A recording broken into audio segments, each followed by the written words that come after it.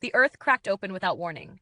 One moment, the meadow was alive with laughter, flowers swaying, sunlight trembling on green leaves, and the next, the ground itself screamed.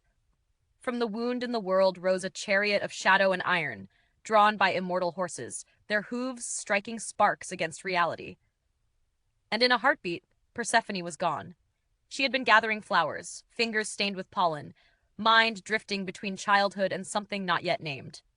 Daughter of Demeter, goddess of grain and growing things. Beloved, sheltered, unprepared for the hand that reached up from the dark and closed around her wrist. Hades did not shout. He did not beg. The god of the underworld never needed to. The earth swallowed them whole, sealing shut as if nothing had happened at all. Above ground, the meadow fell silent. When Demeter realized her daughter had vanished, the world began to starve. She searched without rest, across oceans, through cities, over mountains, calling Persephone's name until her voice broke. Fields turned brittle, trees shed their leaves in mourning, seeds refused to rise. The goddess of harvest could not nurture a world that had stolen her child. Winter was born from grief. Deep below, Persephone wandered a kingdom carved from shadow and stillness. The underworld was not fire and screams as mortals imagined. It was quiet, ancient, heavy with memory. Hades watched her not as a captor watching prey, but as a lonely ruler seeing light enter a realm that had forgotten warmth. Time passed differently there. Fear softened into understanding, understanding into choice.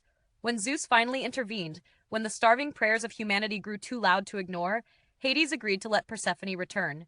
But fate, subtle and cruel, had already tightened its grip. She had eaten the seeds of a pomegranate. 6 of them. And in the language of gods, that mattered. The bargain was struck. Persephone would spend part of the year above ground with her mother, and part below as queen of the underworld. So when she returns, Demeter rejoices. The earth blooms. Spring surges forward, reckless and green. Summer follows, rich and abundant, a mother's love made visible in golden fields. But when Persephone descends again, Demeter's heart breaks anew. Leaves fall. Cold creeps in. The world remembers loss. And that is why the seasons turn, not because the earth tilts or time advances, but because love once refused to let go. And learned, painfully, how to share.